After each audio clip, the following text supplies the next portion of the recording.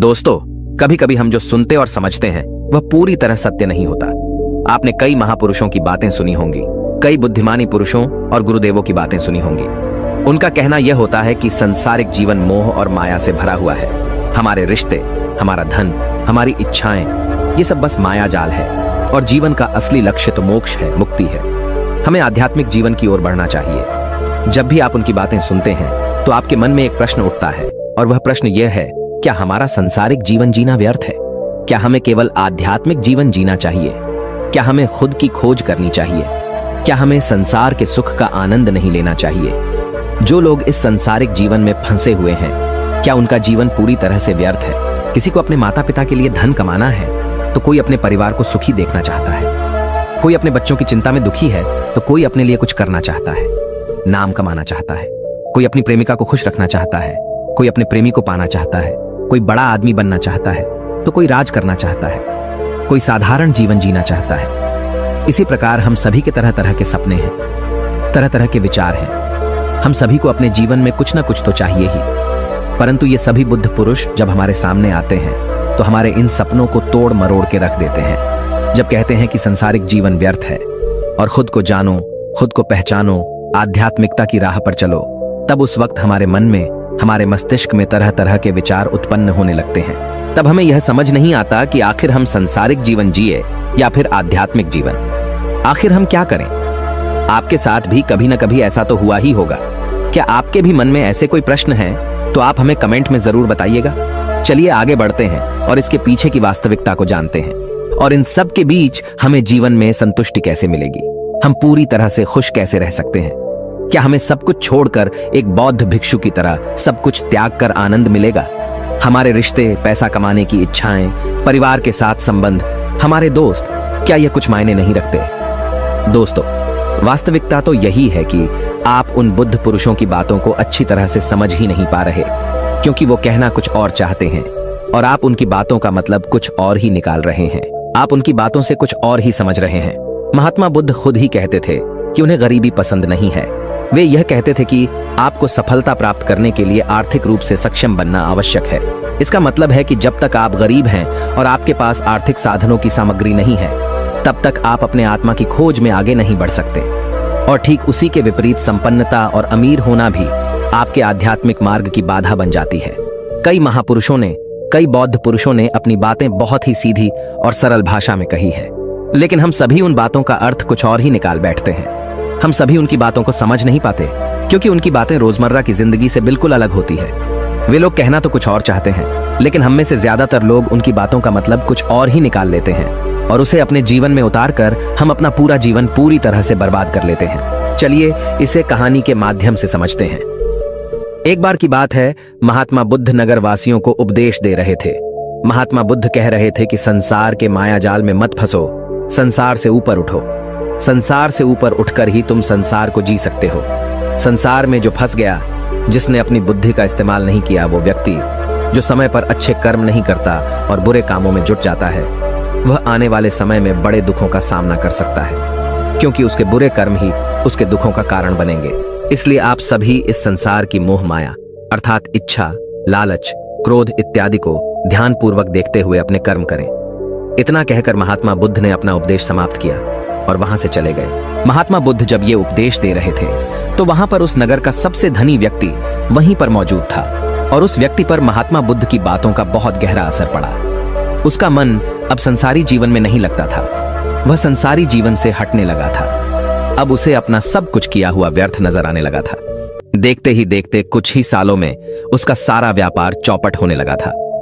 उस धनी व्यापारी के परिवार के सभी सदस्य उसे इस तरह से देखकर बहुत चिंतित रहने लगे थे, और जब भी कोई उससे बात करने की कोशिश करता था तो वह धनी व्यापारी एक ही बात कहता, ये धन दौलत तो सब बेकार की चीजें हैं, ये सब तो मोह माया है, सब बेकार है। भला हम रिश्ते निभाकर क्या करेंगे? यह सब तो वासना है। जीवन तो केवल एक ही है और वह है मुक्ति। अब तो केवल उसी की आस है, उसी की प्यास है। मैं इतना समझ चुका हूं कि अब से जो भी होगा वह सब अच्छा होगा। अब से उसने व्यापार पर भी ध्यान देना बिल्कुल बंद कर दिया था, और देखते ही देखते वह धनी व्यापारी उस नगर का सबसे गरीब व्यक्ति बन चुका था। वह पूरी तरह से निर्धन हो चुका था। उसका सब कुछ बर्बाद हो चुका था और उसका पूरा परिवार सड़क पर आ गया था। एक दिन जब उसके घर में खाने के लिए कुछ नहीं बचा तो उसने अपने आप से कहा, यह मैंने क्या कर दिया? सब कुछ तो बहुत अच्छा चल रहा था, लेकिन मैंने अपने हाथों ही सब कुछ बर्बाद कर दिया।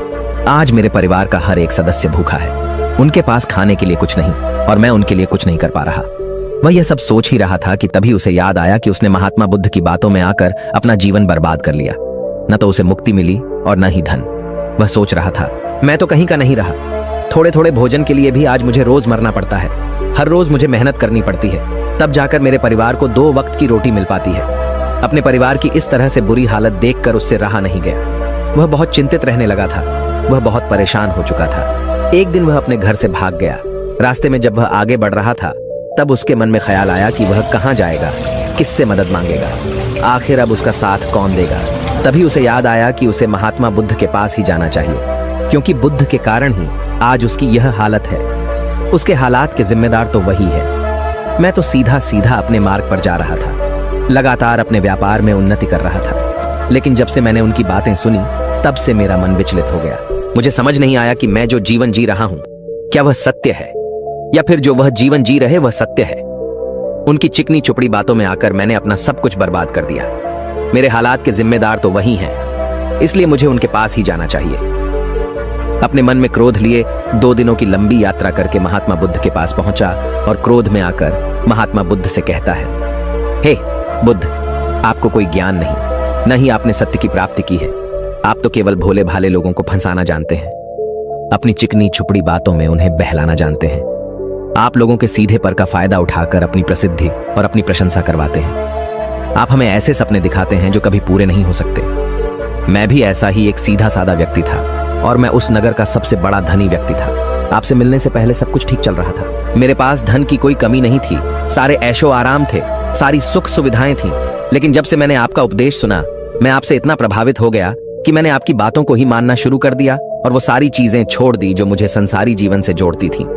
अर्थात संसार की सारी मोहमाया मैंने त्याग दी और आज देखिए आपकी वजह से मेरा पूरा परिवार भिखारी बन चुका है। वह छोटी सी कुटिया में रहता है, यहाँ तक कि रोज के खाने के लिए भी हमें तिल तिल मरना पड़ता है। आपकी वजह से मैं पूरी तरह से बर्बाद हो चुका हूँ। उस व्यक्ति के इतना कहने के बाद महात्मा बुद्ध शांति से मुस्कुराते हुए उस व्यक्ति से कहते हैं, आखिर तुम्हारे साथ क्या हुआ है और तुमने मेरी बातों का क्या मतलब निकाला? इस पर वह व्यक्ति महात्मा बुद्ध को सारी बातें बता देता है। आप कहते हैं कि धन दौलत की इच्छा करना, ये कामना, ये वासना से बुरी है। आप सांसारिक जीवन को बुरा कहते हैं और खुद इस संसार में आकर भिक्षा मांगते हैं। आप आध्यात्मिक जीवन को अच्छा बताते हैं, किंतु मेरा एक प्रश्न है, इस आध्यात्मिक जीवन से हमें क्या मिलता है? इससे हमें क्या लाभ? आपने कहा था कि हमें आध्यात्मिक जीवन से सुख प्राप्त होता है, लेकिन मैंने तो जब से आध्यात्मिक जीवन अपनाया है तब से मुझे केवल दुख ही दुख मिला है। यहाँ तक कि मेरे पास जो कुछ भी था वह भी सब मैं खो बैठा हूँ। आप लोगों को झूठा सुख दिखाकर उन्हें अंधकार में ढकेल देते हैं। क्या यह वास्तविकता नहीं है? इस पर महात्मा बुद्ध मुस्कुराते हुए उस व्यक्ति से कहते हैं, बेटा, तुम बहुत दूर से आए हो, अभी तुम विश्राम कर। रात को आकर मैं तुम्हें तुम्हारे सभी प्रश्नों का जवाब दे दूंगा। पहले तो उस व्यक्ति ने इनकार किया, लेकिन महात्मा बुद्ध के आग्रह पर वह व्यक्ति महात्मा बुद्ध की बात मान गया और आश्रम में जाकर विश्राम करने लगा। रात्रि के बाद महात्मा बुद्ध उस व्यक्ति के पास आए और कहा, बेटा, मैंने एक व्यक्ति की बात सुनी। वह कह रहा था कि एक हाथी हवा में उड़ रहा था और वह अपने पर तेजी से मारता हुआ हवा में चला जा रहा था। उसने तो यह भी देखा कि एक बड़ी मछली अपने पैरों से जमीन पर चल रही थी और एक कुत्ता समुद्र की गहराइयों में सांस ले रहा था। इतना कहकर महात्मा बुद्ध शांत हो गए। वो व्यक्ति महात्मा बुद्ध की सारी बातें सुनकर महात्मा बुद्ध से कहता है, हे तथागत, उसके आगे क्या हुआ? आखिर आप चुप क्यों हो गए? तभी महात्मा बुद्ध उस व्यक्ति को समझाते हुए कहते हैं, बेटा, क्या तुम्हें लगता है कि ऐसा वास्तव में हो सकता है? इस पर व्यक्ति जवाब देते हुए कहता है, बुद्ध, अगर आप कह रहे हैं तो यह अवश्य ही सच होगा, क्योंकि आप इतने बड़े ज्ञानी हैं। आपने सत्य की प्राप्ति की है तो आपके मुख से निकला हुआ हर एक शब्द तो सत्य ही होगा। तभी महात्मा बुद्ध मुस्कुराते हुए उस व्यक्ति से कहते हैं, बेटा, क्या तुमने कभी पहले ऐसा कभी होते हुए देखा है? क्या तुमने कभी किसी हाथी को देखा है जो पर के साथ हवा में तेजी से उड़ता जा रहा हो? इसके जवाब में वह व्यक्ति कहता है, तथागत, मैंने तो कभी नहीं देखा। तभी महात्मा बुद्ध कहते हैं, तुमने मुझसे प्रश्न क्यों नहीं किया कि आखिर वह हाथी आकाश में कैसे उड़ सकता है? इसके जवाब में व्यक्ति कहता है, हे तथागत, आपके मुख से सुनकर मुझे ऐसा लगा कि मानो वह सत्य हो, और आप कह रहे हैं तो यह सत्य ही होगा, इसलिए मैंने आपसे एक भी बार प्रश्न नहीं किया। तभी महात्मा बुद्ध उस व्यक्ति को समझाते हुए कहते थे, कभी किसी की बातों पर मत जाना, बल्कि खुद विचार करो। स्वयं सोचो कि उस बात में कितनी सच्चाई है। जो व्यक्ति कह रहा है, क्या वह सच है? आखिर वह कहना क्या चाहता है? हो सकता है कि वह कुछ और कहना चाहता हो और तुम उसका अर्थ कुछ और ही निकाल रहे हो। कम से कम तुम्हें एक बार प्रश्न करके यह समझना तो चाहिए कि आखिर वह कहना क्या चाहता है। अगर तुम मुझसे पूछते कि आखिर वह हाथी हवा में कैसे उड़ सकता है, तो इसका जवाब मैं तुम्हें अवश्य देता। मैं तुम्हें ऐसा बताता कि एक छोटा सा बच्चा अपने खिलौनों के साथ खेल रहा है। वह हाथी को हवा में उड़ा रहा है और कुत्ते को पानी में डूबा रहा है। और रही बात मछली की, तो वह उसे जमीन पर चला रहा है। क्या ऐसा संभव नहीं हो सकता? इसके जवाब में व्यक्ति कहता है, हाँ, बिल्कुल ऐसा हो सकता है कि महात्मा बुद्ध उस व्यक्ति को कहते हैं। इसी प्रकार मैं कभी किसी को निर्धन या गरीब होने के लिए नहीं कहता। निर्धनता या गरीबी तुम्हारे विकास में बाधक बन जाती है, जिससे तुम और कुछ नहीं सोच पाते, न ही कुछ समझ पाते हो। इन भिक्षुओं को देखो, जब इन्हें भोजन की आवश्यकता होती है तो ये भिक्षा मांगने के लिए निकल पड़ते हैं। लेकिन यह भिक्षा कहां से आती है? इसके जवाब में व्यक्ति कहता है, हे तथागत, हर कोई रोज मेहनत करता है ताकि उसके परिवार का पालन पोषण हो सके, और जो वह मेहनत करता है उसके बदले में उसे कुछ पैसे मिलते हैं। उन पैसों से भोजन खरीदता है और वही भोजन वह आपको भी सौंपता है, और वहीं से भिक्षा आती है। तभी महात्मा बुद्ध उस व्यक्ति से एक और प्रश्न करते हैं, बेटा, यह बात तो सत्य है, लेकिन तुम क्या मुझे यह बता सकते हो कि आखिर यह धन कहां से आता है? इसका जवाब देते हुए व्यक्ति कहता है, हे तथागत, धन तो सभी लोग अर्जित करते हैं, सभी कमाते हैं। तभी महात्मा बुद्ध इस व्यक्ति को समझाते हुए कहते हैं, ठीक इसी प्रकार दुनिया में यदि हर कोई भिक्षा मांगने लग जाए तो आखिर भोजन कहां से आएगा? अनाज कौन उगाएगा? व्यापार कौन करेगा? और लोगों की रक्षा के लिए धन कहां से इकट्ठा होगा? लोगों की जरूरतें कैसे पूरी होगी? यह सुनकर व्यक्ति थोड़ा सा अचरज में पड़ गया और महात्मा बुद्ध से कहता है, किंतु हे तथागत, आप ही तो कहते हैं कि मनुष्य की इच्छा, कामना और वासना, लालच और क्रोध, ये सभी मनुष्य के विकार हैं और हमें इनसे दूर रहना चाहिए, तभी वह आत्मज्ञानी कहलाता है। तभी महात्मा बुद्ध कहते हैं, बेटा, मैं तो अभी भी यही कह रहा हूं कि मनुष्य को इन सब चीजों से दूर रहना चाहिए। इस पर व्यक्ति महात्मा बुद्ध की बात काटते हुए कहता है, हे तथागत, पर दुनिया तो इसी पर चल रही है। इसके बिना भला यह संसार कैसे चल सकता है? हर किसी को पैसों की जरूरत है। बिना पैसों के वह अपने परिवार को नहीं चला सकता। वह अपने परिवार का पालन पोषण नहीं कर सकता। वह अपने परिवार के लिए भोजन नहीं ला सकता, और यदि वह पैसे नहीं कमाएगा तो वह भूखा मर जाएगा। तभी महात्मा बुद्ध कहते हैं, बेटा, यह संसार इन चीजों से नहीं चल रहा, इन चीजों से बिगड़ रहा है। इस पर व्यक्ति कहता है, हे तथागत, आखिर आप क्या कहना चाहते हैं? मैं आपकी बात समझ नहीं पा रहा। संसार में इच्छा, कामना, वासना और क्रोध ही तो है, और जब हम इनका त्याग कर देते हैं तब हम आध्यात्म के मार्ग की ओर आगे बढ़ते हैं, अर्थात मुक्ति के मार्ग पर, यानी कि हम सन्यासी के मार्ग पर चलते हैं। इस पर महात्मा बुद्ध जवाब देते हुए कहते हैं, बेटा, तुमने जो कुछ कहा वह भी एक बहुत बड़ा सत्य है। इच्छा, कामना, वासना और क्रोध, ऐसे ही बुरी भावनाओं को छोड़ देने से हम संसार छोड़कर सन्यासी हो जाते हैं, और इन्हीं सभी चीजों को छोड़कर भी हम संसार में जी सकते हैं, धन कमा सकते हैं, मान, पद, प्रतिष्ठा और सम्मान कमा सकते हैं, क्योंकि हम सब अपना कर्म ही तो कर रहे हैं। एक किसान खेती करता है, पर वह अपनी खेती बिना बुरी भावनाओं के भी कर सकता है। एक व्यापारी व्यापार करता है, और इस व्यापार में चीजों को यहां से वहां पहुंचाना होता है, और वह व्यापारी इन चीजों को बिना बुरी भावना के कर सकता है। ठीक उसी प्रकार एक राजा भी अपनी प्रजा की रक्षा करता है, और वह भी अपने कर्म बिना किसी बुरी भावना के कर सकता है। और एक भिक्षु इन सभी लोगों को सही प्रकार और सही कार्य करने के लिए मार्गदर्शन करते हैं, जो उस भिक्षु का कर्म है, जो उसका कार्य है। और जो व्यक्ति जागृत होकर अपने कर्मों का सही पालन करता है, वास्तविकता में वही सन्यासी है, वही भिक्षु है, क्योंकि हम जो भी कर्म कर रहे हैं वह हमारा इस संसार में रहने के लिए, जीवित होने के लिए, जीवन जीने के लिए केवल एक माध्यम मात्र ही है। उसे छोड़कर हम कुछ भी नहीं पा सकते, और हमारे सभी कर्म करते हुए हमारा मुख्य उद्देश्य जागृत होना है, खुद को पहचानना है, खुद को जानना है। एक बार यदि हमारे भीतर ज्ञान का उदय हो गया, तब हम चाहे जो भी करें, वह फिर संसारी हो या सन्यासी, सब एक ही होते हैं। इस पर व्यक्ति महात्मा बुद्ध से कहता है, हे बुद्ध, किंतु मैंने तो देखा है कि आप अपने संघ में उन लोगों को भी शामिल कर लेते हैं जो लोग अपने परिवार को छोड़कर आए, अपने माता पिता को छोड़कर आए हैं, अपने बीवी बच्चों को छोड़कर आए हैं। क्या आप उनसे कभी यह कहते हैं कि जाकर अपनी जिम्मेदारियां पूरी करो? जाओ, अपनी जिम्मेदारियां संभालो और धन कमाओ, और वहीं पर रहकर तुम आत्मज्ञान प्राप्त करो। उस व्यक्ति के प्रश्न का जवाब देते हुए महात्मा बुद्ध कहते हैं, भक्ति, क्या तुम शांति को हवा में उड़ा सकते हो? इसके जवाब में वह व्यक्ति कहता है, नहीं, मैं नहीं उड़ा सकता। तभी महात्मा बुद्ध कहते हैं, केवल एक बच्चा ही हाथी को हवा में उड़ा सकता है। ठीक उसी प्रकार जिस व्यक्ति को जो बनना है वह तो वह बनकर ही रहेगा। जैसे किसी व्यक्ति को राजा बनना है तो वह राजा बनेगा, किसी व्यक्ति को व्यापारी बनना है तो वह व्यापारी बनेगा। ठीक इसी प्रकार यदि किसी व्यक्ति को आत्मज्ञान की प्राप्ति करनी है तो उसे सब कुछ तो त्यागना ही होगा। आगे महात्मा बुद्ध उस व्यक्ति से कहते हैं, बेटा, क्या तुम सब कुछ छोड़कर आत्मज्ञान के मार्ग पर आगे बढ़ते, या फिर तुम यह सोच रहे थे कि इस रास्ते पर चलकर जीवन आसान हो जाएगा, जो होगा सब अच्छा होगा, सब कुछ अपने आप ही मिलने लगेगा, मुझे तो कुछ करने की आवश्यकता ही नहीं पड़ेगी, सारे दुख दर्द सब कुछ समाप्त हो जाएगा और जीवन में चमत्कार होने लगेगा और अंत में मुक्ति भी मिल जाएगी। महात्मा बुद्ध की यह बात सुनकर उस व्यक्ति को अपनी गलती का एहसास हो गया। पदोन्नति महात्मा बुद्ध के चरणों में गिर पड़ा और कहने लगा, हे तथागत, आप सत्य कहते हैं। मैंने तो कुछ ऐसा ही सोचा था, क्योंकि मेरा व्यापार सही नहीं चल रहा था तो मुझे लगा कि सब कुछ छोड़कर सब मिल जाएगा, मुझे कुछ करने की आवश्यकता ही नहीं पड़ेगी और मेरे सारे दुख दर्द हमेशा हमेशा के लिए खत्म हो जाएंगे और मैं आत्मज्ञान भी प्राप्त कर पाऊंगा। तभी महात्मा बुद्ध उस व्यक्ति से कहते हैं, बेटा, भिक्षु हो जाना कोई आसान बात नहीं है, इसके लिए सब कुछ त्यागना पड़ता है। एक एक चीज जिसे तुम बहुत प्रेम करते हो वह सारी चीजें तुमसे एक एक करके दूर हो जाती हैं। तो क्या तुम भिक्षु बनने के लिए तैयार हो?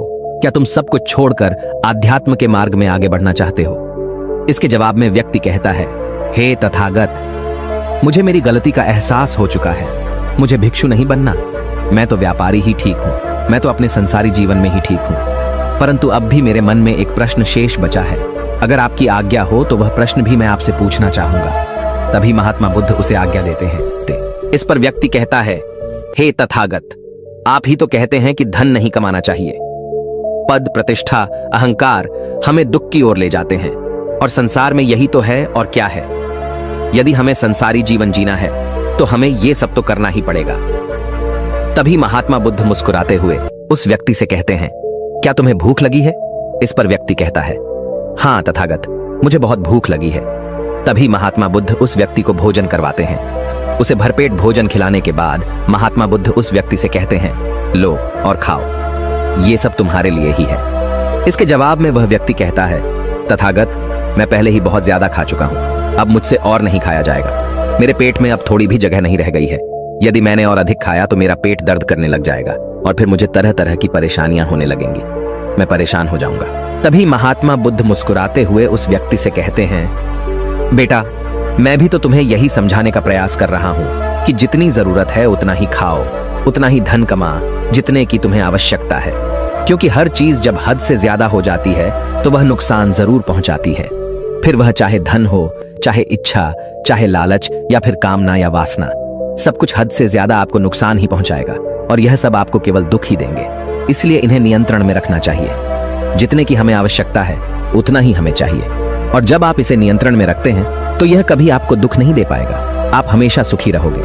आ गई। महात्मा बुद्ध उस व्यक्ति से कहते हैं, भर दे, धन कमाना आवश्यक है, क्योंकि धन की कमी नहीं होनी चाहिए, भोजन की कमी नहीं होनी चाहिए, किसी भी कार्य को करने के लिए मन में इच्छा की कमी नहीं होनी चाहिए, लेकिन उसी के साथ में यह भी ध्यान रखना है कि इच्छा अत्यधिक भी नहीं होनी चाहिए। और मैं तुम्हें यही समझाने का प्रयास कर रहा हूं, मैं तुम्हें यही ज्ञान देने का प्रयास कर रहा हूं कि मध्य में रहो, न कम न ज्यादा। इसलिए जाओ और धन कमा व्यापार करो, अपने कर्म से न केवल अपना बल्कि दूसरों का भला भी करो। जब तुम अपने किए के सांसारिक कार्यों से लोगों का भला करते हो तब तुम में और किसी सन्यासी अर्थात किसी भिक्षु में कोई अंतर नहीं रह जाता। बस सभी के मार्ग अलग होते हैं, लेकिन मंजिल एक ही होती है और तुम कभी मार्ग से भटक न जाओ। इसलिए ऐसे लोगों की संगत में रहना जो तुम्हें आत्मज्ञान के सीधे मार्ग पर ले चले, जो सांसारिक जीवन से हटकर नए जीवन में प्रवेश करवाएं, क्योंकि वे लोग बुराइयों से लड़ने में तुम्हारी मदद करेंगे। तुम्हें ताकत मिलेगी और तुम लगातार बिना विचलित हुए आध्यात्म के मार्ग पर लगातार आगे बढ़ते चले जाओगे। इतना कहकर महात्मा बुद्ध शांत हो गए। वह व्यक्ति महात्मा बुद्ध को प्रणाम करके कहता है, हे तथागत, आपकी शिक्षाएं तो बिल्कुल अलग हैं। आप जो कहते हैं उसके पीछे का अर्थ कुछ अलग ही होता है, बहुत सीधा और सरल, लेकिन हम उसे समझ नहीं पाते। आपके पास चमत्कार का आश्वासन नहीं है, पर आपके पास वह मार्ग है जिस मार्ग पर चलकर मैं अवश्य ही अध्यात्म को प्राप्त कर सकता हूँ, जिससे मेरा और लोगों का सभी का भला होगा। हे तथागत, यह मेरी ही गलती थी कि मैंने आपकी बातों का गलत मतलब निकाला और एक व्यापारी होकर भी मैंने अपने कर्म को छोड़ दिया और यह सोचने लगा कि अब अपने आप ही सब कुछ होगा, सब कुछ अच्छा ही होगा। लेकिन यह सत्य है कि अपने आप कुछ नहीं होता। जब हम हाथ पैर चलाएंगे, काम करेंगे, कर्म करेंगे, तभी हमें फल मिलेगा। जब हम हाथ पैर मारना छोड़ देते हैं तो नदी का बहाव हमें अपने साथ बहाकर ले चला जाता है और तब हमारे हाथों में कुछ नहीं रह जाता। और यही मेरे साथ भी हुआ है। हे तथागत, आज से मैं आपको वचन देता हूं कि मैं अपना कर्म पूरी ईमानदारी के साथ करूंगा। आपके दिए हुए मार्ग पर मैं पूरी ईमानदारी से चलूंगा। मैं आपको वचन देता हूं कि मैं एक अच्छा व्यापारी और एक अच्छा इंसान बनकर रहूंगा। मैं आत्मज्ञान के मार्ग पर अपने कर्म करते हुए आगे बढ़ता रहूंगा। इतना कहकर वो व्यक्ति महात्मा बुद्ध को प्रणाम करके वहां से लौट गया। दोस्तों, हमारे साथ भी कुछ ऐसा ही होता है। जब हम किसी सिद्ध पुरुष की बातें सुनते हैं तो हमें लगता है कि संसारी जीवन व्यर्थ है और हमने जो कुछ भी आज तक कमाया है, जो कुछ भी आज तक कर्म किए हैं, वो सब व्यर्थ है। दुनियादारी की सारी बातें बेकार हैं। हमें तो आत्मज्ञान के मार्ग पर बढ़ना चाहिए, वही सही राह है। लेकिन हम कभी अपने भीतर नहीं देख पाते कि हमें आत्मज्ञान की कोई जरूरत नहीं है, क्योंकि आज हमारा वक्त बुरा चल रहा है और हमें कोई रास्ता नजर नहीं आ रहा। तब हमें आत्मज्ञान नजर आ रहा है। और जब कल हमारा वक्त अच्छा होगा, हमारे जीवन में सुख होगा, तो आत्मज्ञान कहां पर होगा, यह हमें झांत नहीं। इसीलिए जो आत्मज्ञान के मार्ग पर चलते हैं, उन्हें सुख और दुख से कोई फर्क नहीं पड़ता। उन्हें अपने व्यवसाय से भी फर्क नहीं पड़ता। उन्हें जीवन की झंझटों से भी फर्क नहीं पड़ता। वह तो बस आत्मज्ञान के इस मार्ग पर खुशी खुशी चलते रहते हैं और अपनी मंजिल तक पहुंच ही जाते हैं। दोस्तों, आज के इस वीडियो से आपने क्या सीखा, वह मुझे आप कमेंट में जरूर बताइए। इसी के साथ में उम्मीद है कि आपको आज की वीडियो भी जरूर पसंद आई होगी। इस वीडियो को लाइक और अपने दोस्तों के साथ शेयर जरूर कीजिएगा और साथ ही चैनल को सब्सक्राइब और घंटी बटन को भी दबा दीजिएगा।